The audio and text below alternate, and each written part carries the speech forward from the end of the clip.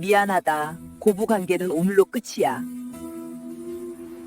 시어머니의 검은 세단이 흙먼지를 일으키고 시골길을 내려가는 소리를 들으며 나는 조용히 중얼거렸다.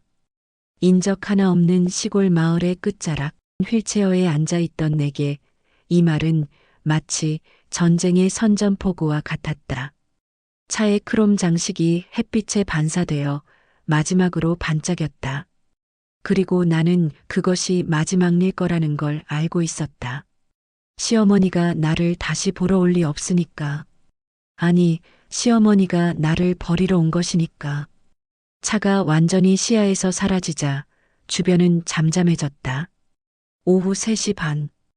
햇빛이 서쪽으로 기울어지고 있었다. 산들바람이 불어와 나뭇잎을 흔들고 먼 곳에서 매미 우는 소리가 들렸다. 평화로운 풍경이었다. 하지만 내 마음은 폭풍우 중에 있었다. 나는 천천히 정말 조심스럽게 휠체어 손잡이를 잡았다. 손가락에 힘을 주었다. 그리고 확실하게 하지만 의도적으로 서툰 듯이 일어섰다. 혹시 모를 누군가의 시선을 감시하는 카메라가 있을지도 모르니까. 2년 동안 사용하지 않은 이 다리가 다시 땅을 딛는 순간이었다. 하지만 사실 6개월 전부터 나는 이 다리를 매일 움직였다. 아무도 없을 때, 모든 사람이 잠든 시간에 지옥 같은 고통을 견디면서 이제 시작이야. 나는 휠체어를 뒤로 밀어내며 천천히 걸음을 내디뎠다. 처음 2걸음은 비틀거렸지만 3번째 걸음부터는 확실했다. 이것은 6개월 동안의 몰래 재활의 결과였다. 아무도 모르게, 아무도 보지 않는 곳에서 나는 죽음보다 더 무서운 것을 견디며 다시 일어서는 법을 배웠다. 다리가 떨렸다. 근육이 아직도 완전하지 않았기 때문이다. 하지만 감정적인 떨림도 있었다. 두려움, 기대, 분노, 그리고 복수심이 뒤섞인 떨림이었다. 나는 휠체어에 다시 앉아 휴대폰을 꺼냈다. 화면에는 저장된 번호가 하나 있었다. 수연, 내 대학 시절 친구이자 지금은 실력 있는 변호사가 되어 있는 사람. 버튼을 눌렀다. 3번 울렸다. 여보세요? 수연아, 나야. 계획대로 시작해. 전화기 너머로 들려오는 수연이의 목소리는 확신에 차 있었다. 마치 오케스트라의 지휘자처럼 침착했다. 알겠어, 지수야. 우리가 준비한 모든 것들을 이제 실행에 옮기는 거지? 정말로? 나는 깊게 숨을 쉬었다. 돌아올 수 없는 길을 가려고 했다. 하지만 이미 결정은 내려졌다. 그래. 김 회장과 그의 아들, 그리고 저 독한 시어머니한테 진짜 절망이 뭔지 보여줄 시간이야. 더 이상 기다릴 수 없어. 알았어. 그럼 오늘부터 모든 언론사에 자료를 배포하기 시작할게. 너는 안전해? 안전할 거야. 시어머니가 나를 여기 버려두고 간 걸 보니까. 전화를 끊고 나는 다시 주변을 살펴보았다. 이 시골 마을은 내가 마지막으로 숨을 수 있는 장소였다. 나는 모든 것을 준비했고 이곳에서 나는 다시 태어날 것이다. 휴대폰이 울렸다. 뉴스 알림이었다. 대한그룹 계열사, 대규모 부정부패 의혹 제기, 검찰 수사 개시, 시작이었다. 사실 나는 6개월 전부터 이 순간을 준비해왔다. 모든 사람이 정지수를 하반신 마비 환자로 알고 있는 동안 나는 조용히 복수의 칼날을 벼르고 있었다. 마치 옛날 도자기 장인이 도자기를 구울 때 온도를 섬세하게 조절하듯이 나는 각 도미노 조각을 정확하게 배치했다. 그날을 잊을 수 없다. 그 모든 것이 무너지기 시작한 그날을. 사고 후 2년이 지난 어느 날 오후였다. 나는 침대에 누워 천장을 바라보고 있었다. TV에서는 누군가의 웃음소리가 나오고 있었지만 나는 그 소리를 듣지 못하고 있었다. 내 귀에는 오직 내 자신의 생각만 들렸다. 나는 정말 평생 이렇게 누워만 있을 것인가? 나는 정말 평생 누군가의 도움 없이는 움직일 수 없을 것인가? 그날 오후 3시경이었다. 민준이와 시어머니의 목소리가 살짝 열린 방 문 너머에서 들렸다. 처음에는 작은 목소리였다. 하지만 시간이 지나면서 목소리는 점점 커져갔다. 엄마, 정말 이대로 괜찮을까요? 지수는 아직 제 아내인데. 민준 씨의 목소리였다. 조금 물끄러미한 약한 톤이었다. 마치 이미 자기 마음이 정해져 있지만 형식상 의견을 묻는 듯한 톤말이다. 아내, 아이도 못 낳는 불구가 무슨 아내야? 너는 김 회장의 외동아들이야. 우리 집안의 대를 이어야 할 사람이고 지수 때문에 그 좋은 윤서까지 놓칠 수는 없어. 시어머니의 목소리는 차갑고 냉철했다. 마치 장기판 위에 돌을 옮기듯이 내 인생을 다루는 식으로. 내 심장이 철렁 내려앉았다. 윤서, 민준이가 만나던 여자 후배? 하지만은 무슨. 벌써 윤서 아버지하고 다 얘기가 됐어. 윤선의 법무법인과 우리 그룹이 손잡으면 사업이 더 커질 거야. 지수는 인적 없는 시골에 보내면 되겠지. 우리가 해줄 수 있는 한계는 여기까지야. 그 순간 내 세상이 정지했다. 마치 동영상을 일시정지 버튼으로 멈춘 것처럼. 결혼 3년, 사고 후 2년, 함께 견뎌온 모든 것이 거짓이었다는 사실을 깨달았을 때의 배신감은 말로 표현할 수 없었다. 나는 침대 위에서 천천히 눈을 떴다. 가슴이 철렁거렸다. 마치 깊은 바다 밑으로 내려가는 것처럼 그런 감각이었다. 안 돼요. 그건 지금은 힘들 것 같은데요. 민준이의 목소리가 또 들렸다. 하지만 그것은 거부의 목소리가 아니었다. 심지어 거부의 의지도 보이지 않았다. 단지 문제를 뒤로 미루는 목소리일 뿐이었다. 힘들 것 같다고? 뭐가 힘들어? 변호사들이 다 처리해 줄 텐데. 우리가 다 따져줄 거야. 지수가 재산을 요구하지 않으면 더 좋고, 요구하면 조금 주고, 헤어지면 되지. 어차피 고아 출신이 뭘 어떻게 할 거야. 고아 출신이 뭘 했을 거야. 그 말이 나를 짓누르고 있었다. 평생을 그 말로 짓눌려 왔다.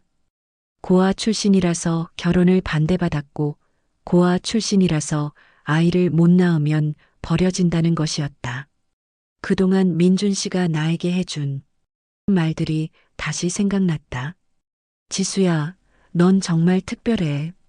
넌 누가 뭐라고 해도 상관없이 나한테는 최고야. 거짓이었다.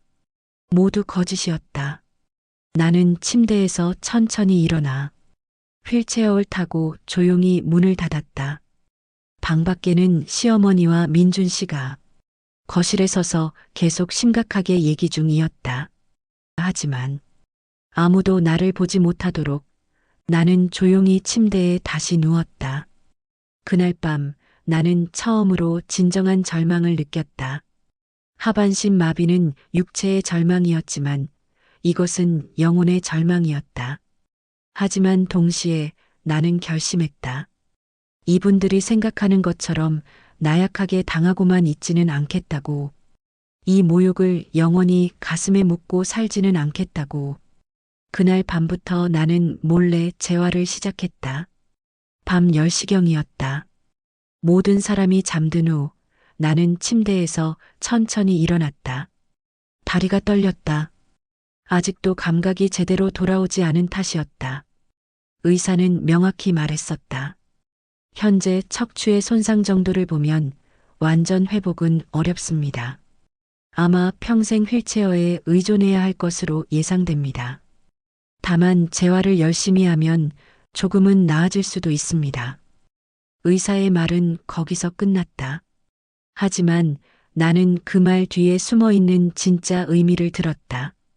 기대하지 마세요. 희망 따위는 버리세요. 하지만 나는 희망을 버리지 않기로 했다. 아니, 더 정확히 말하면 절망이 나를 더 강하게 만들었다. 침대 옆에 평행봉이 보였다. 병원 퇴원 후 나를 위해 준비된 것이었다. 의료용 평행봉이었다. 검은색 쇠로 만들어진 것으로 길이는 약 2미터 정도였다. 나는 천천히 양손으로 평행봉을 잡았다. 손에 힘이 들어갔다. 팔 근육은 아직 정상이었다. 사고 후 2년간 휠체어에 앉아 있으면서 오로지 팔로만 몸을 지탱해온 덕분이었다. 그리고 천천히, 정말 천천히 나의 다리에 몸무게를 실으려고 했다. 아, 비명이 나올 뻔했다. 허리가 느껴졌다. 아니, 정확히는 허리가 느껴져야 하는데 느껴지지 않던 부분이 갑자기 느껴졌다. 마치 깨어난 신경이 신호를 보내는 듯한 통증이었다. 나는 다시 침대로 내려앉았다. 땀이 흘렀다. 몸 전체에서 식은땀이 흘렀다. 이 정도면 충분해. 첫날이니까. 나는 중얼거렸다. 마치 누군가를 설득하듯이. 그날 밤 나는 몸이 거의 말을 듣지 않는다는 것을 깨달았다. 하지만 그보다 더 중요한 것은 몸이 복종할 수 있다는 것을 깨달았다는 점이었다. 첫 주는 매우 고통스러웠다. 매일 밤 나는 평행봉을 붙잡고 다리에 조금씩 더 많은 체중을 실었다. 3분, 5분, 10분. 시간이 지날수록 시간이 늘어났다. 2주째에는 한 발을 조금 들었다. 3주째에는 두 발을 모두 들었다. 그리고 4주째에는 한 걸음을 걸었다. 한 걸음. 그 한 걸음은 나에게 있어 마라톤의 결승선을 통과하는 것보다 더 큰 의미였다. 하지만 나는 표정을 드러내지 않았다. 낮에는 모든 사람 앞에서 장애인으로 연기했다. 휠체어에 앉아 약한 표정을 지었다. 먹을 때도 웃을 때도 모든 순간에 내가 완전한 장애인이라는 것을 증명해 보여야 했다. 그것이 내 복수 계획의 첫 번째 단계였다. 그들을 완전히 안심시켜야 했다. 그들이 나를 완전히 버릴 마음을 먹을 정도로 안심시켜야 했다. 그리고 그 사이에 나는 수연이에게 연락했다. 수연이와 만나기로 한 것은 그 다음 주 카페에서였다. 작은 카페였지만 주변에 사람이 많아서 누가 봐도 우연히 만난 친구들로 보일 수 있었다. 지수야, 정말 오래 못 봤다. 수연이는 내 옆에 앉았다. 표면적으로는 담소를 나누는 모습이었지만 그녀의 눈은 심각했다. 응, 정말 오래되었네. 나는 커피 컵을 들었다. 손이 조금 떨렸다. 감정의 떨림이었다. 그런데 지수야, 너 정말 괜찮니? 목소리가 이상한데. 수연이는 명민했다. 대학 시절부터 그랬다. 그녀는 항상 남들이 놓치는 것을 포착했다.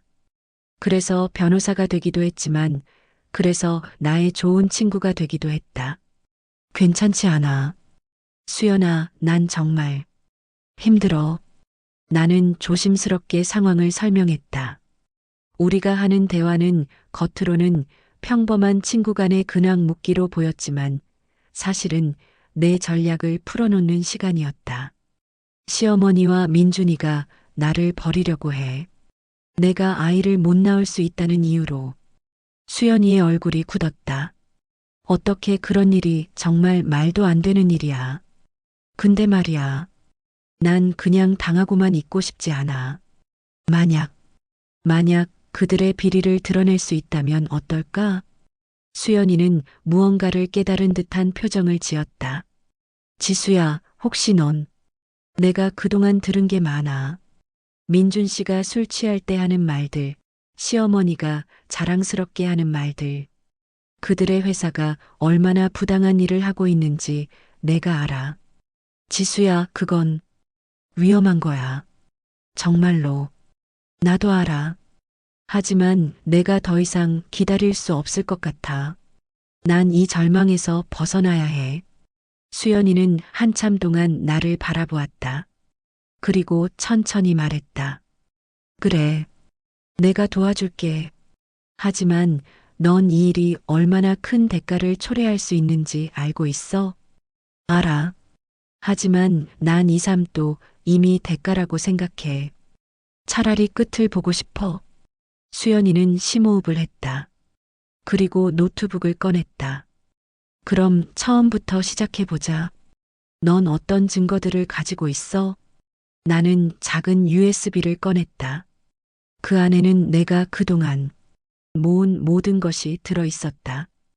음성 녹음, 문자 메시지, 민준 씨가 실수로 떨어뜨린 서류들의 사진.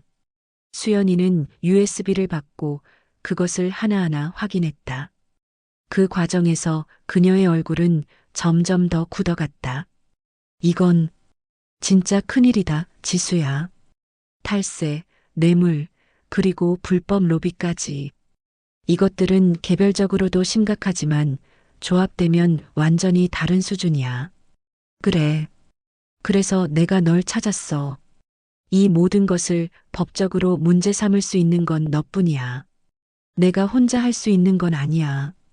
하지만 내가 알고 있는 검사들이 있어. 특히 경제범죄 담당 검사 중에 정직한 사람들이 있어. 그들한테 이 정보를 넘겨주면 그럼 해줄 수 있어? 수연이는 한참 생각했다. 그리고 천천히 고개를 끄덕였다. 해줄게. 하지만 지수야, 넌 이 과정에서 나타나면 안 돼. 넌 계속 무고한 장애인이어야 해. 이게 이 작전의 핵심이야. 알아. 나는 계속 휠체어에 앉아 있을 거야. 아무도 모르게.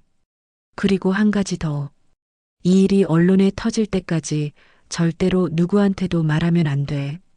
만약 대한그룹에서 먼저 알게 된다면 그들은 너를 먼저 없애버릴 수도 있어. 나는 수연이를 바라봤다. 그녀도 진지한 표정이었다. 우리는 이제 단순한 친구들이 아니었다. 우리는 동료 전투원이었다. 알았어. 그럼 시작할까? 시작하자. 그렇게 우리의 복수 계획이 시작되었다. 모든 것은 고아원 시절로 거슬러 올라간다. 나, 정지수는 고아다. 엄밀히 말하면 고아였다. 내 부모는 내가 3살 때 교통사고로 사망했다. 나는 그 이후로 고아원에서 자랐다. 18년을 고아원에서 보냈다. 고아원에서의 삶은 결코 편하지 않았다. 모든 아이들이 그렇듯이 나도 누군가에게 사랑받고 싶었다. 하지만 고아원의 아이들 중에서 선택받는 것은 어렸을 때뿐이었다. 나이가 들수록 입양 기회는 점점 줄어들었다. 나는 16살에 입양 기회를 잃었다. 더 이상 아무도 날 원하지 않는다는 것을 깨달았다. 그래서 나는 고아원에 남겠다고 결심했다. 아니, 결심이라기보다는 체념에 가까웠다. 하지만 그런 와중에도 나는 꿈을 놓지 않았다. 고아원의 선생님이 나를 격려했다. 지수야, 넌 정말 특별한 재능이 있어. 이 그림들을 봐. 너만의 표현 방식이 있어. 넌 꼭 디자이너가 되어야 해. 그 말을 믿고 나는 고등학교를 졸업한 후 바로 대학에 진학했다. 광고 디자인학과. 내 유일한 꿈이자 유일한 희망이었다. 대학 시절 나는 수연이를 만났다. 법학과에 다니던 그 아이는 우연히 만난 첫날부터 나와 친하게 지냈다. 왜 그랬는지는 지금도 모르겠다. 하지만 그녀는 나의 가장 진심 어린 친구가 되었다. 지수야, 넌 왜 이렇게 자꾸 혼자 있으려고 해? 수연이가 물었던 적이 있었다. 아, 그냥 혼자가 편해서. 혼자는 절대 편하지 않아. 넌 그냥 혼자 있는 걸 견딜 수 있어진 거야. 그건 다른 거야. 그 말이 나를 많이 바꿨다. 나는 조금 더 밖으로 나가기 시작했다. 조금 더 누군가에게 마음을 열기 시작했다. 그리고 그렇게 준비된 상태로 나는 민준 씨를 만났다.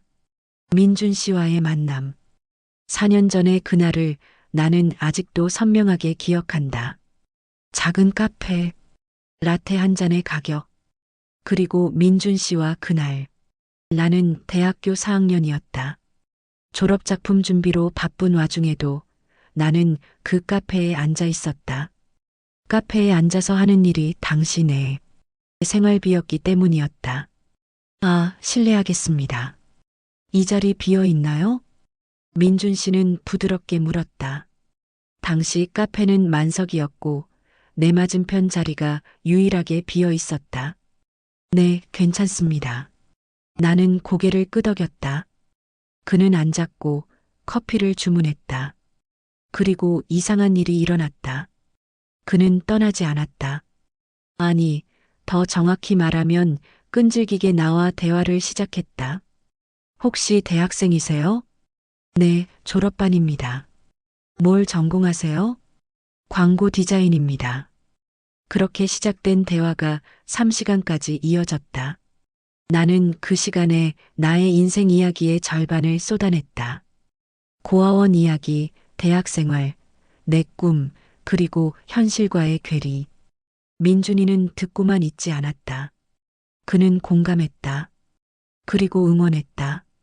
당신은 정말 특별해. 많은 사람들이 그런 환경에서는 꿈을 꾸지 않는데 당신은 계속 꿈을 꾸고 있어. 그건 저도 모르겠어요. 그냥, 그럼 안 될 것 같았거든요. 그래. 그런 의지가 좋아. 그런 사람과 함께라면 어떤 어려움도 이겨낼 수 있을 것 같아. 당시 나는 그 말이 진심이라고 믿었다. 지금 생각해보면 그것이 얼마나 순진한 믿음이었는지 알 수 있다. 하지만 그때의 나는 그 말에 완전히 빠져버렸다. 민준 씨는 대기업 임원이었다. 28살의 나이에 이미 부사장 정도의 위치에 있었다. 그는 소탈했고 겸손했고 무엇보다도 나를 소중히 다루는 것처럼 보였다. 지수야, 넌 내가 만난 사람 중 가장 아름다운 사람이야. 그건 외모 때문만은 아니야. 넌 영혼이 아름다워. 이런 말들을 반복해서 들으면 누구든 믿게 된다. 특히 고아원에서 자라 아무도 자신을 진심으로 사랑해 본 적 없는 사람이라면 더욱. 그는 내 졸업 전시회에 왔다. 그리고 가장 좋은 자리에 앉았다. 그리고 내가 상을 받았을 때 누구보다 크게 박수를 쳤다. 축하해, 지수야. 정말 대단해. 그 순간 나는 이 사람이라면 생을 함께 할 수 있을 것 같다고 생각했다. 대학 졸업 후 민준 씨는 나에게 청혼했다. 6개월 사귄 끝에 그는 무릎을 꿇었다. 정지수, 나랑 결혼해 줄래?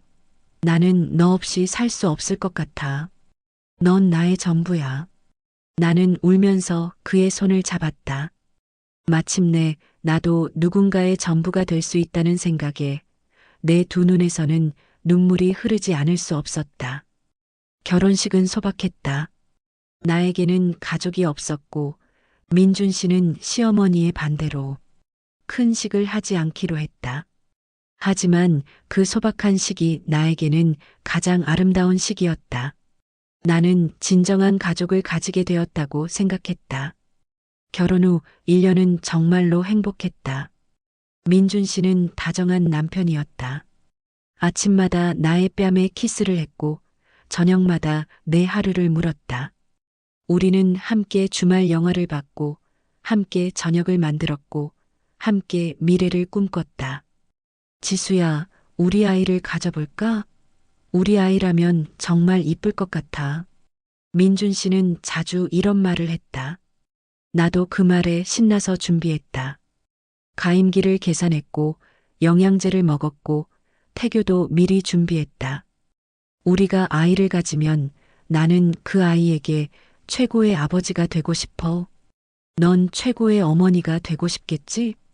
네, 꼭 그렇게 될 거예요. 나는 확신했다. 우리는 최고의 부모가 될 것이다. 우리는 최고의 가족이 될 것이다. 하지만 시어머니는 처음부터 나를 못마땅해 했다. 민준 씨의 어머니 김영숙은 전형적인 상류층 여성이었다. 명품 구두, 고급 카페 상수로, 그리고 무엇보다도 프라이드의 화신이었다. 아들이 고아 출신과 결혼한다고? 말도 안 된다. 결혼 계획을 알렸을 때 그녀의 반응은 즉각적이었다. 우리 대한그룹은 순수한 혈통으로 이루어진 집안이야. 그런데 고아 출신 따위와 결혼한다고? 말도 안 돼. 하지만 그때만큼은 민준 씨가 나를 지켰다. 엄마, 지수는 제 아내입니다. 이미 결정은 났습니다. 시어머니는 결국 관여하지 않겠다고 선언했다. 결혼식 당일 그녀는 나타나지 않았다. 아, 일정이 겹쳤네. 그게 그녀가 한 설명이었다. 하지만 나는 신경 쓰지 않았다. 민준 씨가 있으면 충분했다. 나는 이미 누군가에게 선택받았고, 누군가의 아내가 되었고, 누군가의 가족이 되었다. 시어머니의 축복 따위는 필요하지 않았다. 결혼 후 1년, 결혼 후 1년 3개월, 결혼 후 1년 6개월. 시간이 지날수록 민준이는 미묘하게 변해갔다. 지수야, 엄마가 이번 주 일요일에 우리를 만나고 싶대. 좋아요. 뵙고 싶었어요. 나는 기뻐했다. 드디어 시어머니가 나를 받아들이는 것 같았다. 하지만 그 만남은 재앙이었다. 시어머니는 나를 보자마자 얼굴을 찡그렸다. 글쎄, 아직도 아이가 없니? 보기에도 약하게 생겨서 아이도 못 낳을 것 같네. 내 얼굴이 화끈거렸다. 민준 씨는 아무 말도 하지 않았다. 단지 옆에서 불편해하는 표정만 지었다. 아직 노력 중입니다, 어머니. 나는 조심스럽게 대답했다. 노력? 뭐 하는데 노력이야? 우리 집안은 대대로 건강한 자식을 낳아왔어. 넌 뭐 하는 건지 알 수도 없고, 더군다나 고아 출신이 우리 집안대를 잇는다고? 웃기지 마라. 건강한 유전자도 없으면서 그때의 상처는 지금도 생생하다. 마치 칼로 베인 것처럼. 하지만 그것은 시작일 뿐이었다. 그날 사고 결혼 후 1년 11개월. 내가 임신을 기대하던 시점에 사고가 일어났다. 평범한 수요일 오후였다. 나는 민준 씨와 함께 회사 근처 카페에서 점심을 먹고 천천히 걸었다. 그는 나의 손을 잡았고 웃으면서 이번 주말에 뭘 할지 물었다. 지수야, 이번 주말에 강원도로 드라이브 다녀올까? 요즘 날씨 정말 좋던데. 좋아요. 그것도 좋지만 의사 검진 일정을 잡아야 해요. 나는 살짝 몸을 더 그쪽으로 기울였다. 마치 우리가 영원히 이렇게 함께할 거라고 믿으면서. 차는 녹색 신호를 기다리고 있었다. 신호가 바뀌자마자 우리는 교차로로 진입했다. 그 순간이었다. 왼쪽에서 갑자기 트럭이 끼어들었다. 운전 중이던 민준 씨가 깜짝 놀랐다. 하지만 이미 늦었다. 쾅! 충돌음이 울렸다. 아주 크고 굉음 같은 소리였다. 나는 앞으로 내팽개쳐졌다. 순간 통증이 몸을 가로질렀다. 지수야. 민준이의 절규하는 목소리가 들렸다. 하지만 나는 아무것도 느낄 수 없었다. 마치 내 몸이 나의 것이 아닌 것처럼. 병원에서 깨어났을 때 의사는 이미 결론을 내린 상태였다. 척추 손상이 심각합니다. 엘사, 에로 부분에 완전한 손상이 있습니다. 현재로서는 완전한 회복은 어렵습니다. 완전한 회복은 어렵습니다. 그 말은 내 인생의 분기점이었다. 혹시 언제쯤 회복될까요? 민준 씨가 물었다. 그의 목소리는 떨렸다. 현재로서는 장기 재활이 필요합니다. 하지만 솔직히 말하면 완전한 회복은 어려울 것 같습니다. 의사는 돌려 말했다. 하지만 나는 이해했다. 즉, 내가 다시 걸을 수 없다는 뜻이었다. 그리고 아이를 낳는 것도 상당히 위험할 것 같습니다. 척추 손상과 관련하여 의사의 말은 거기서 끝났다. 그 이상은 말할 필요가 없었다. 나는 천장을 바라봤다. 하얀 천장. 그 하얀 천장이 내 세상의 전부가 되었다.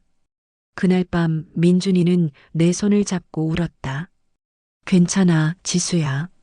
우리 함께 이겨내자. 나는 너만 있으면 돼. 정말로. 우리가 함께면 모든 게 괜찮을 거야. 나는 그의 말을 믿었다. 정말로 믿었다. 처음 6개월은 정말 힘들었다. 물리치료센터에서 받는 재활은 고통 그 자체였다.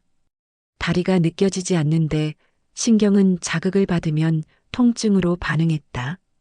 그 이상한 모순 속에서 나는 매일 울면서 치료를 받았다. 조금만 더 지수님. 이 과정이 회복의 첫걸음입니다. 물리치료사는 계속 나를 격려했다. 하지만 회복은 오지 않았다. 의료진은 점차 절망적인 표정을 지었다. 신경 재생 속도가 예상보다 느립니다. 6개월이 지났을 때 나는 완전히 체념했다. 나는 휠체어 장애인이 될 것이다. 그것이 내 인생이다. 그렇게 결정되었다. 민준이는 처음에는 좋은 남편이었다. 병원에 매일 찾아왔고 내 손을 잡아주었고 격려했다. 하지만 시간이 지날수록 그의 방문은 줄어들었다. 지수야, 미안해. 회사 일이 너무 많아서. 내일은 꼭 올게. 하지만 내일도 오지 않았다. 회사에서는 날 필요로 하는 일들이 계속 있어서 바빠서 가끔 오면 마지못한 태도로만 나를 돌봤다. 1년이 지났을 때 민준이는 완전히 다른 사람이었다. 왜 자꾸 내 인생을 망쳐? 내가 없어서 내 인생이 상처투성이야. 민준 씨. 아, 미안해. 정말 미안해. 그는 자신의 말에 반성하고 사과했다. 하지만 그 사과는 거짓이었다. 시어머니의 영향력도 커져갔다. 아들, 이 상황이 너를 망치고 있어. 그 여자 때문에 넌 재벌 상속자로서의 역할을 제대로 못하고 있어. 시어머니는 민준 씨의 귀에 독을 계속 흘렸다. 그리고 민준 씨는 점점 그 독에 물들어갔다.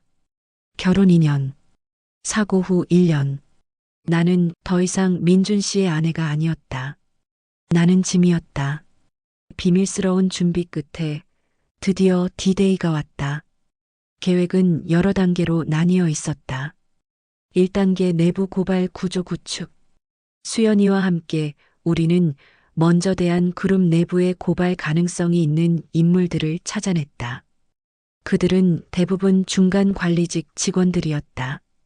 이들은 대한그룹의 부당한 처우와 비리를 목격했지만 말할 수 없었다. 해고 때문이었다. 수연이는 이들과 비밀리에 접촉했다. 변호사라는 정보를 활용하여 이들에게 보호를 약속했다. 만약 검찰에 자료를 제공한다면 우리가 당신들을 보호하겠습니다. 국민 참여 수사도 가능하고 국가보호 프로그램도 있습니다. 이 약속은 충분했다. 6명의 직원들이 자료를 제공하겠다고 나섰다. 2단계 언론 협력 구성. 수연이는 경제 담당 기자들을 몇 명 알고 있었다. 그녀는 그들을 조심스럽게 접촉했다. 이건 정말 큰 스캔들입니다. 개인적으로 좋아하는 변호사가 몸담은 사건인데 혹시 기자들은 흥미를 보였다. 경제범죄 스캔들은 늘 뉴스의 핵심이었다. 3개의 신문사와 2개의 TV 방송국이 이 프로젝트에 참여하기로 약속했다. 3단계 수사기관 접촉. 가장 위험한 부분이었다. 검찰에 이 정보를 넘기는 것이었다. 만약 검찰이 대한그룹과 연결되어 있다면 우리의 계획은 실패할 수 있었다. 하지만 수연이는 이 위험을 감수했다. 검사님, 이건 정말 무게 있는 자료들입니다. 어떤 방식으로든 수사가 필요할 것 같습니다. 경제범죄 담당 검사 이준호는 좀 더 심각한 표정으로 자료를 살펴봤다. 이건 개인이 모을 수 있는 규모의 자료가 아닌데요? 네, 그렇습니다. 내부 고발자들과 피해자들의 협력으로 수집되었습니다. 검사는 웃음을 지었다.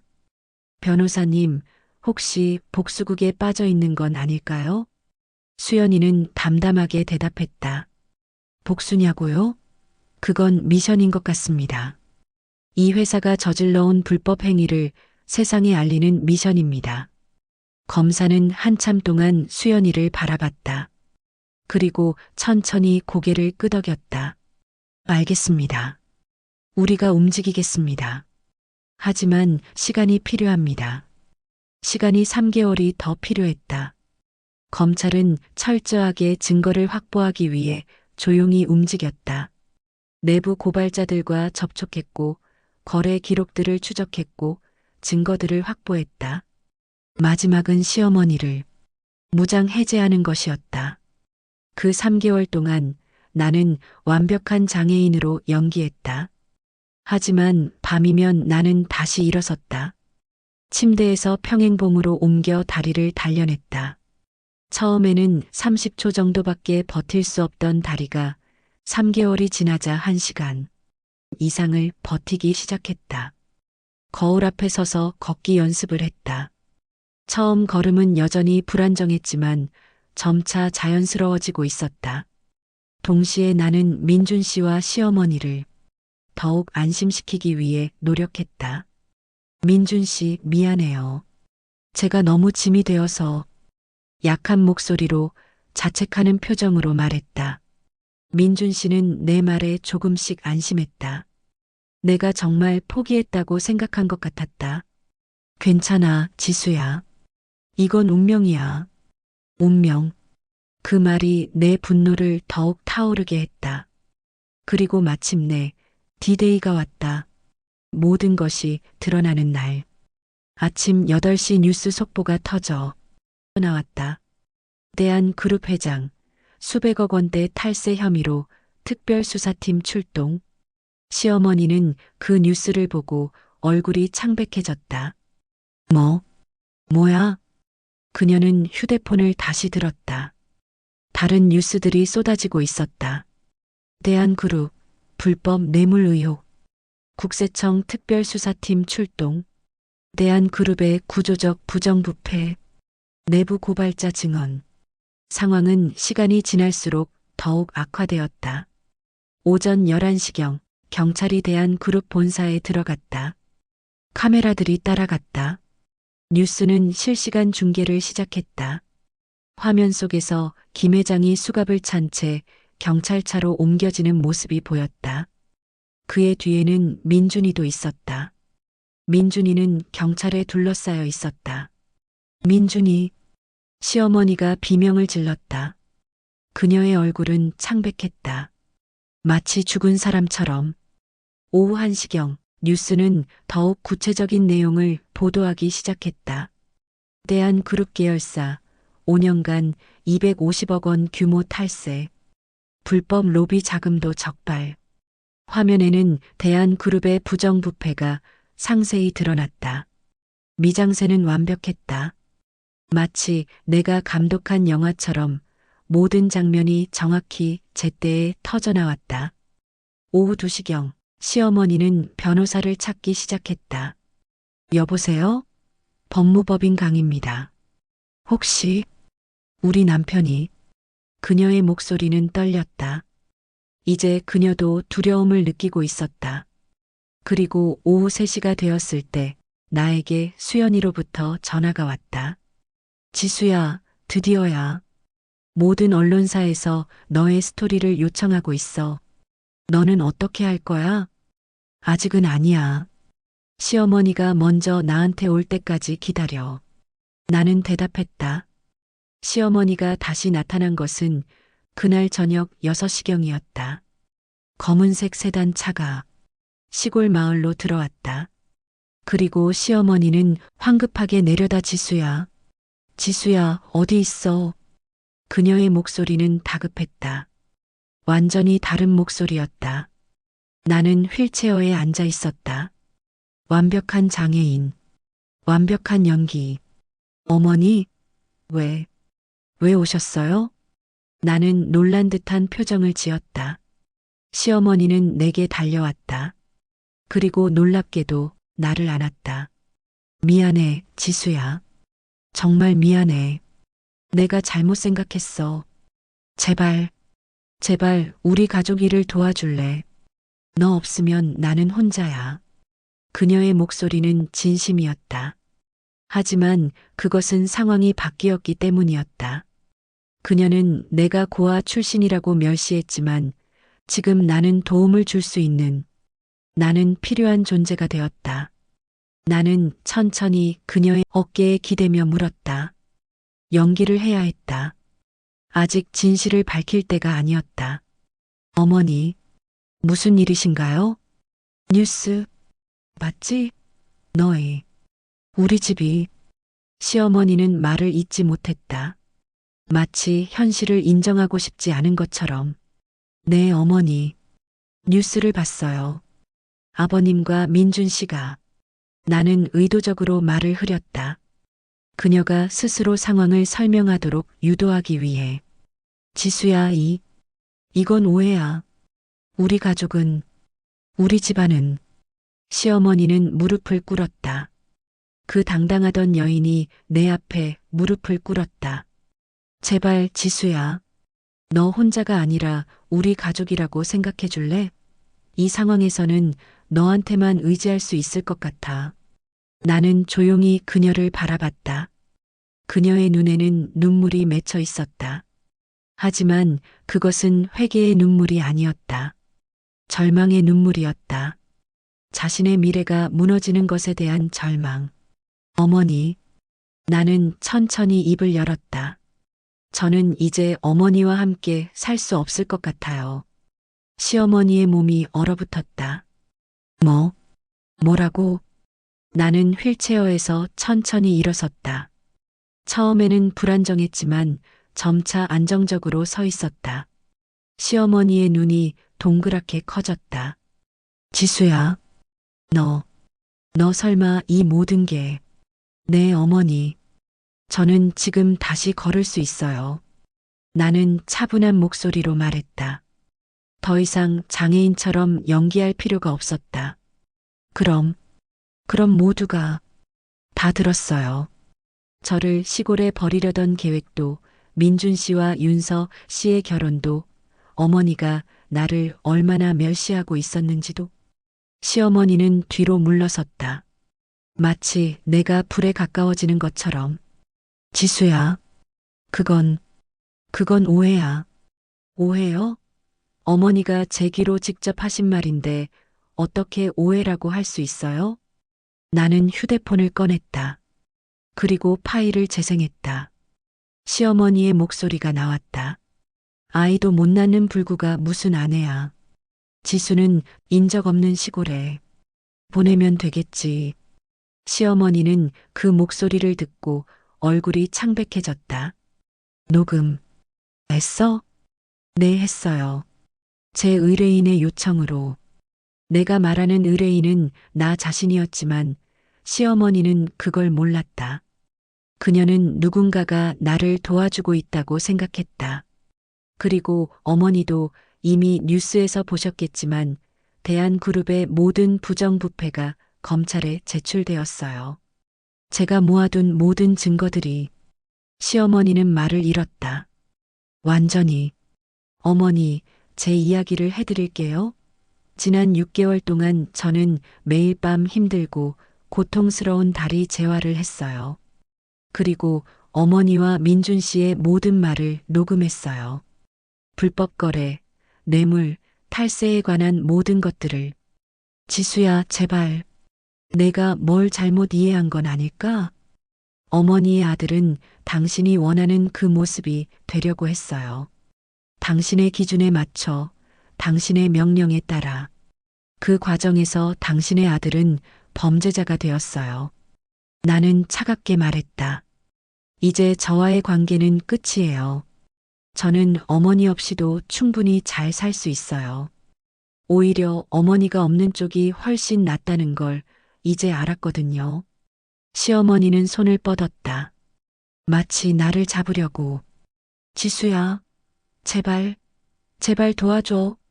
그녀의 절규하는 목소리가 시골 마을에 울려 퍼졌다. 하지만 나는 뒤를 돌아보지 않았다. 안녕히 어머니. 그리고 저와 민준 씨의 이혼 서류는 이미 준비되어 있어요. 어머니가 전해주실 수 있겠죠. 나는 차에 탔다. 수연이가 운전석에 있었다. 잘했어. 지수야. 완벽했어. 수연이는 웃었다. 완벽하지는 않았어.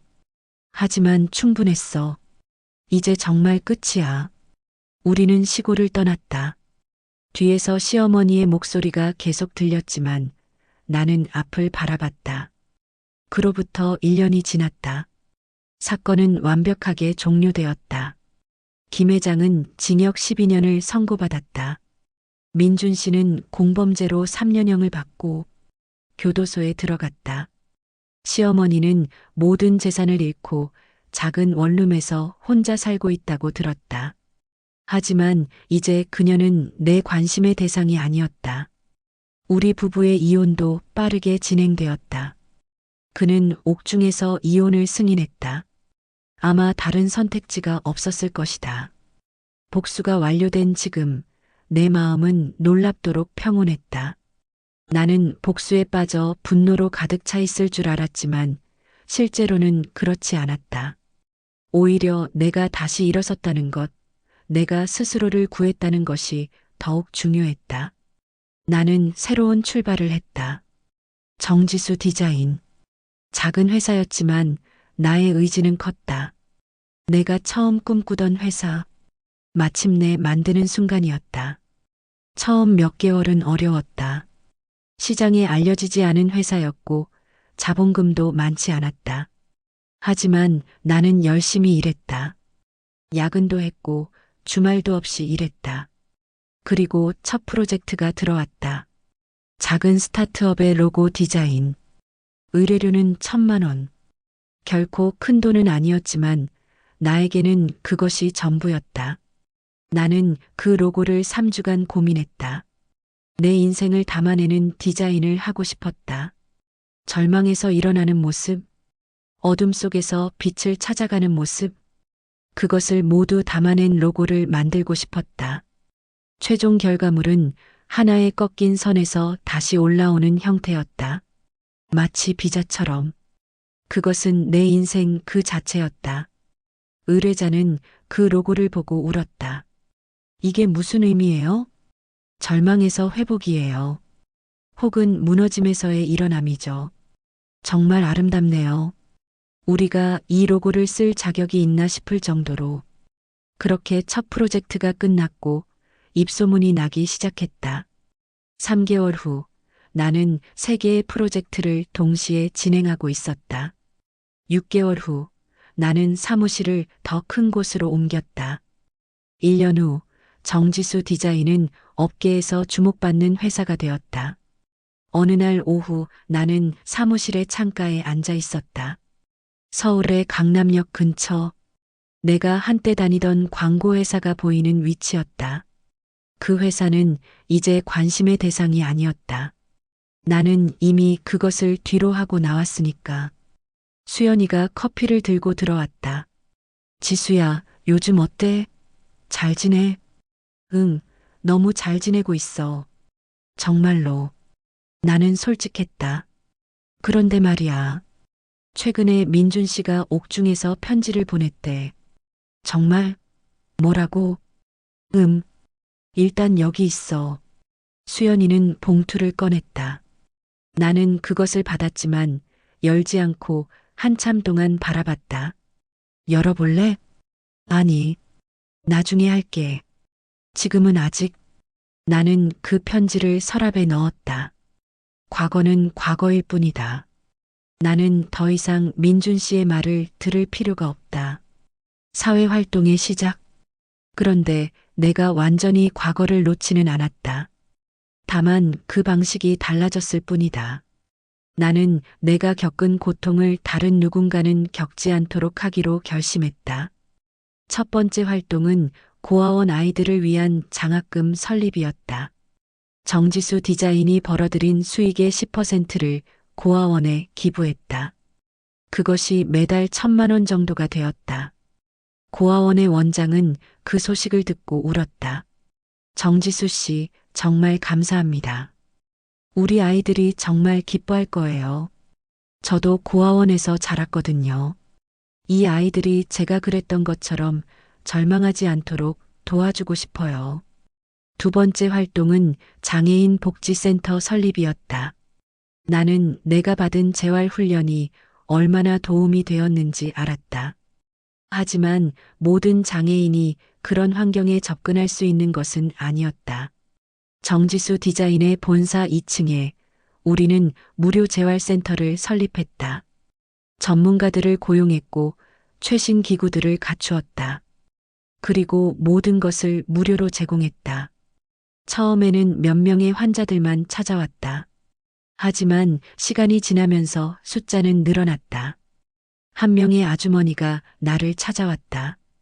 정 이사님, 저 이제 다시 걸을 수 있게 됐어요. 진짜로. 그녀는 휠체어에서 지팡이로 바뀌어 있었다. 정말요? 잘 다니세요. 네, 덕분에. 당신 같은 분이 있어서 우리 같은 사람들이 희망을 갖게 되는 거 아닐까요? 그 순간 나는 내 삶의 의미를 다시 느꼈다. 강연과 메시지. 시간이 지나면서 나는 강연을 요청받기 시작했다. TV 프로그램에서, 대학에서, 기업에서 모두가 내 이야기를 듣고 싶었다. 처음에는 거절했다. 내 이야기를 공개하는 것이 너무 두려웠다. 하지만 수연이가 설득했다. 지수야, 너의 이야기가 누군가를 구할 수 있어. 그 사람들은 지금 절망 속에 있을 거야. 넌 그들에게 희망이 될 수 있어. 그래서 나는 말하기로 결심했다. 첫 번째 강연은 서울 여성대학교에서였다. 약 300명의 여학생들 앞에서 나는 내 이야기를 했다. 여러분, 제 이름은 정지수입니다. 그리고 저는 4년 전에 죽었다가 다시 살아난 사람입니다. 강연장은 조용했다. 저는 고아원에서 자랐습니다. 그리고 누군가의 아내가 되길 원했습니다. 사랑받는 사람이 되길 원했습니다. 그 욕망이 저를 결혼하게 했고 그 결혼 과정에서 저는 사고를 당했습니다. 나는 내 척추 손상에 대해 이야기했다. 그리고 그 이후에 일어난 배신. 저는 제 남편의 배신을 느꼈습니다. 저는 시어머니의 멸시를 느꼈습니다. 그리고 저는 절망했습니다. 강의장의 몇몇 학생들은 눈물을 흘리고 있었다. 하지만 그 절망 속에서 저는 깨달았습니다.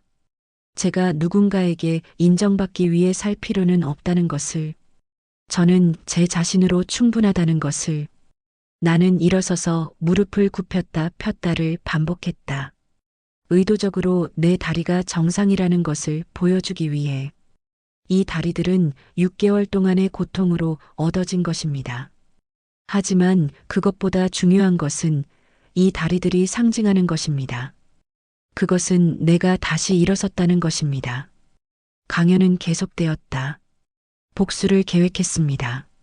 저는 제 남편의 회사의 비리를 폭로했습니다. 그리고 그들은 감옥에 갔습니다. 하지만 아시나요? 그것이 제 인생에서 가장 중요한 것이 아니었습니다. 학생들은 나를 주시하고 있었다. 가장 중요한 것은 제가 스스로를 다시 발견했다는 것입니다. 저는 누군가의 며느리도 아니고 누군가의 아내도 아닙니다. 저는 정지수 그 자체입니다. 마지막으로 나는 이렇게 말했다. 만약 여러분이 지금 절망 속에 있다면 기억하세요. 절망은 끝이 아니라 시작입니다. 그것은 여러분이 더 강해질 수 있는 기회입니다. 그리고 여러분은 혼자가 아닙니다. 저처럼 절망을 견딘 사람들이 여러분을 응원하고 있습니다. 강연이 끝났을 때 강의실 전체가 박수를 쳤다. 몇 년 후, 정지수 디자인은 이제 대형 광고 회사 중 하나가 되었다. 직원도 10명을 넘었다. 그리고 우리의 재활센터는 지난 5년 동안 500명 이상의 장애인들을 도왔다. 그리고 나는 사회활동가이자 기업인이 되었다. 어느 날 민준이가 가석방되었다는 소식을 들었다. 3년형 중 1년을 더 감형받은 것이었다. 나는 그 소식을 듣고도 특별한 감정을 느끼지 못했다. 그는 내게 편지를 보냈다. 지수야, 정말 미안해. 내가 얼마나 한심한 인간이었는지 지금 깨달았어. 혹시 한 번만. 나는 그 편지를 읽고 버렸다. 과거는 과거일 뿐이다. 지금 나에게 또 다른 인연이 찾아왔다. 정지수 디자인의 광고 프로젝트를 함께 진행하는 사업가 이민우를 만났다. 그는 나를 알고 있었다. 정지수 이사님, 정말 존경해요. 당신의 강연을 봤거든요. 감사합니다. 그런데 왜 갑자기? 혹시 저랑 커피 한 잔 하실래요? 나는 그를 바라봤다. 그리고 웃음이 나왔다. 알겠습니다. 우리는 카페에 앉았다. 4년 전 내가 민준 씨를 만났던 카페가 아닌 다른 카페. 사실 저는 당신에 대해 많은 걸 알고 있어요. 당신이 대학 때부터 말이에요. 네. 어떻게 제 사촌 동생이 이수연 변호사거든요. 아, 그렇구나. 그래서 당신의 이야기를 다 알고 있어요. 그리고 정말 대단하다고 생각했어요. 나는 이민우를 바라봤다. 그는 특이하게도 내가 대단하다고 말하지 않았다. 내가 피해자라고도 말하지 않았다. 단지 내가 나 자신이 되었다는 것에 초점을 맞췄다. 혹시 앞으로 우리 함께 할 수 있을까요? 연인으로. 나는 한참 생각했다. 그리고 천천히 고개를 끄덕였다. 좋아요. 하지만 한 가지 조건이 있어요. 뭐예요?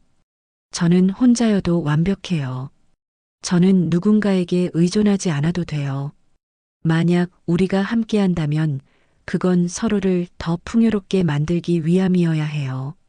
나를 완성시키기 위함이 아니라. 이민우는 웃었다. 정확히 그렇게 하고 싶었어요. 당신을 완성시키려고 해서가 아니라 함께 성장하려고. 그렇게 우리의 관계가 시작되었다. 나는 내 사무실의 창가에 앉아 있다. 밤 10시. 서울의 야경이 보인다. 저 아래의 모든 불빛들이 각각의 인생을 살고 있는 사람들을 나타낸다. 내 휴대폰이 울렸다. 이민우였다. 지수야, 뭐해? 그냥 창밖을 보고 있어. 아, 그래. 난 지금 집에 가는 길인데 너 마중 나올래? 응, 기다릴게. 전화를 끊고 나는 다시 창밖을 바라봤다. 내가 4년 전 이 위치에 서 있었다면 나는 절망의 절벽에서 뛰어내릴 생각을 했을 것이다. 하지만 지금 나는 이 높이에서 아래의 도시를 내려다보며 감사함을 느낀다. 내 휴대폰에 알림이 떴다. 소셜 미디어에서였다. 해시태그 정지수, 해시태그 희망, 해시태그 극복, 해시태그 새로운 시작. 수백 개의 댓글들이 달려 있었다. 모두 내 강연과 관련된 것들이었다. 정지수님, 정말 감사합니다. 저도 절망에서 벗어날 수 있을 것 같습니다. 당신의 이야기가 저를 구했습니다. 진심으로. 정지수님처럼 강한 여성이 되고 싶습니다. 나는 그 댓글들을 하나하나 읽었다. 그리고 각각의 답글을 달았다. 감사합니다. 그리고 기억해 주세요. 강해지는 것보다 중요한 것은 자신을 사랑하는 것입니다. 내가 이 말을 할 수 있다는 것 자체가 기적이다. 마지막 장면. 이준호와 나는 한강공원에서 산책했다. 밤바람이 불었다. 강의 냄새가 났다. 그리고 저 멀리 불빛들이 반사되고 있었다. 지수야, 혹시 후회한 적 있어? 뭘? 너의 복수, 그 모든 과정들. 나는 한참 생각했다. 아니, 후회하지 않아. 그것이 내가 나를 발견하는 과정이었으니까. 그래, 응, 복수는 끝났어. 하지만 내 인생은 여기서 시작된 거야. 정말로. 우리는 계속 걸었다. 지수야, 혹시 미래에 대해 생각해 본 적 있어? 응, 자주. 어떤 미래를 상상해? 더 많은 사람들을 돕는 거. 특히 나 같은 상황에 있는 사람들을. 이민우는 미소를 지었다. 처음엔 복수를 하겠다고 하더니 지금은 더 좋은 것들을 하고 있잖아. 그게 진짜 복수 아닐까? 뭐, 자신이 더 나은 사람이 되는 것. 그게 진짜 복수야. 나는 그의 말을 씹어먹으며 중얼거렸다. 자신이 더 나은 사람이 되는 것이 진짜 복수다. 그렇다. 내가 한 것도 그것이다. 나는 대한그룹을 무너뜨렸다. 그들에게 절망을 느끼게 했다. 하지만 진짜 승리는 그것이 아니었다. 진짜 승리는 내가 절망에서 벗어났고 휠체어에서 일어섰고 자신의 회사를 세웠고 사회 활동을 하고 있다는 것이다. 그들이 감옥에 가고 재산을 잃고 명예를 잃었을지도 모른다. 하지만 나는 다시 살아났다. 정지수라는 이름으로. 집에 돌아온 나는 거울을 봤다. 안녕, 정지수. 내가 나에게 인사했다. 거울 속의 나는 몇 년 전과는 완전히 달랐다. 더 강했고, 더 당당했고, 더 자신감 있었다. 하지만 동시에 더 따뜻했고, 더 겸손했고, 더 감사했다. 고통이 나를 만들었고, 절망이 나를 단련했고, 복수가 나를 깨웠다. 하지만 무엇보다 중요한 것은 내가 스스로를 다시 발견했다는 것이다. 나는 정지수다. 고아원에서 자란 여자, 배신당한 아내, 척추 손상으로 휠체어에 앉은 여자. 하지만 그것보다 더 중요한 것은 나는 나 자신이다. 누군가의 일부가 아니라 온전한 나 자신으로. 결말의 시작. 베란다로 나갔다. 밤하늘에는 별들이 반짝이고 있었다. 어린 시절 고아원에서 본 별들과 같은 별들이었지만 지금의 내가 보는 별빛은 전혀 다른 의미였다. 그때 나는 절망 속에서 별을 봤다. 하지만 지금 나는 희망 속에서 별을 본다. 이제 정말 시작이야. 나는 밤하늘을 향해 말했다. 복수는 끝났다. 하지만 정지수의 인생은 여기서 시작된다. 더 밝은 미래로 더 많은 사람들을 도우며 더 완전한 나 자신으로서 이제 수많은 상장들이 붙어 있다. 올해의 최고 디자인 회사상, 사회공헌상, 여성 기업가상, 정지수 디자인은 이제 신입 디자이너들의 꿈의 회사가 되었다. 입사 면접 보시겠습니까? 나는 젊은 지원자를 바라봤다. 당신의 포트폴리오를 봤습니다. 정말 좋네요. 감사합니다. 그런데 한 가지 묻고 싶어요. 왜 우리 회사에 들어오려고 하나요? 지원자는 조금 생각했다. 정지수 사장님의 강연을 봤거든요. 당신처럼 절망을 극복하고 자신의 꿈을 이루는 사람이 되고 싶었어요. 나는 웃었다. 그렇다면 들어와도 될 것 같네요. 지원자는 감격해서 울었다. 이것이 내 삶의 일부가 되었다. 남들에게 희망이 되고 누군가의 거울이 되고 다른 사람들을 격려하는 것. 강연의 메시지. 한 대학의 졸업식에서 내가 연사로 초대되었다. 약 2,000명의 졸업생들 앞에서 나는 최후의 메시지를 전했다. 여러분, 제 인생은 절망으로 시작되지 않았습니다. 사랑으로 시작되었습니다. 누군가에게 사랑받고 싶은 그 절망적인 욕망으로 시작되었습니다. 강당은 조용했다. 하지만 사랑은 사라졌습니다. 배신으로 변했고, 멸시로 변했고, 결국 버림으로 변했습니다. 그리고 나는 절망했습니다. 깊고 검은 절망 속에 빠졌습니다. 내 목소리에는 감정이 있었다. 하지만 아픔이 아니라 감사의 감정이었다. 하지만 여기가 중요한 부분입니다. 절망 속에서도 나는 일어섰습니다. 아무도 나를 도와주지 않았지만 나는 스스로를 도왔습니다. 나는 스스로를 구했습니다. 나는 무대에서 내려왔다. 그리고 계단을 통해 학생들 중심으로 걸어갔다. 여러분, 기억하세요. 당신이 가진 가장 큰 자산은 누군가가 아닙니다. 당신 자신입니다. 당신의 의지, 당신의 꿈, 당신의 강인함입니다. 나는 한 학생의 눈을 봤다. 두려워하지 마세요. 실패해도, 버림받아도, 절망해도 당신은 일어설 수 있습니다.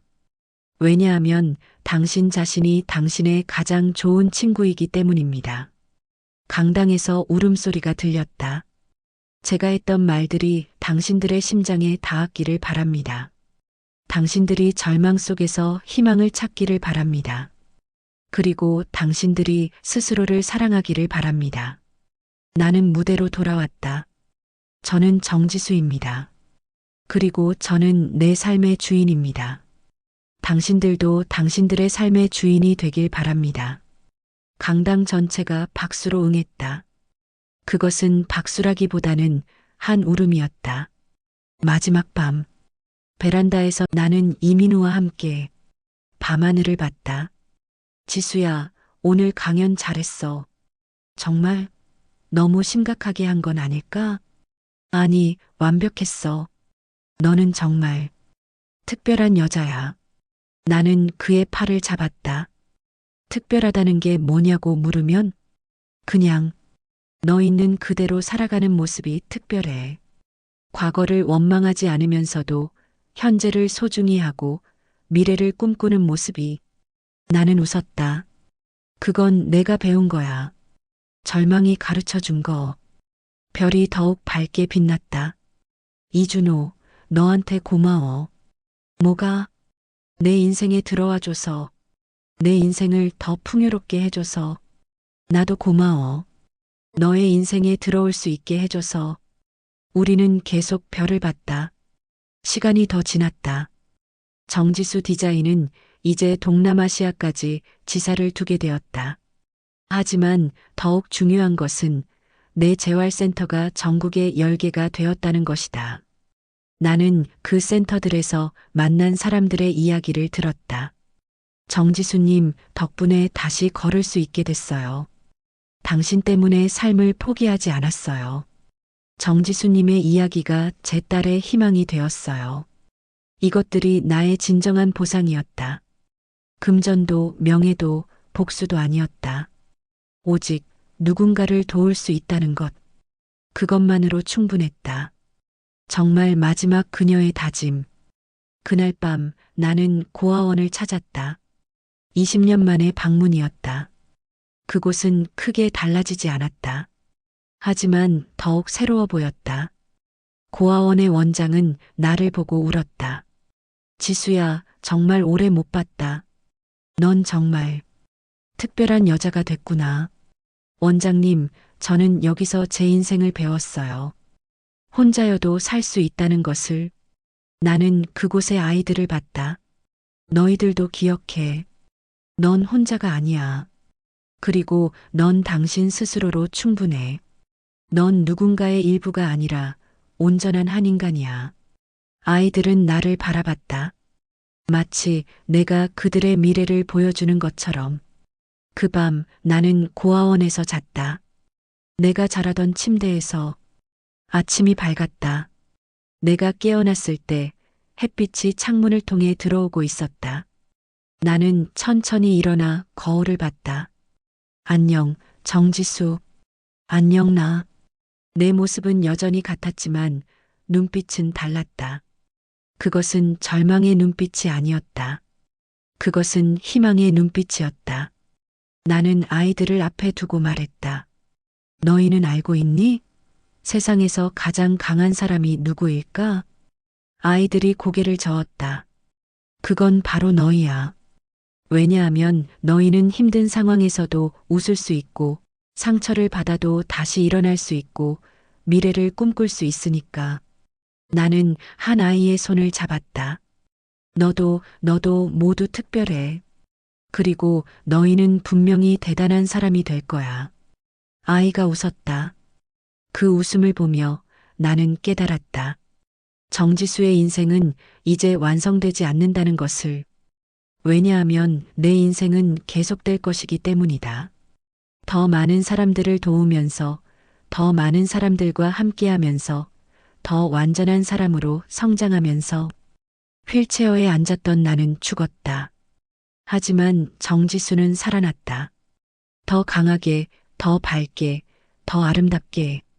그리고 이제 정지수는 다른 누군가의 휠체어를 밀어낼 것이다. 이제 시작이야. 베란다에서 나는 다시 중얼거렸다. 마지막으로, 그리고 영원히. 이 이야기가 여러분에게 잔잔한 울림을 주었다면 무료 구독과 어디에서 듣고 계신지 댓글 남겨주세요. 감사합니다.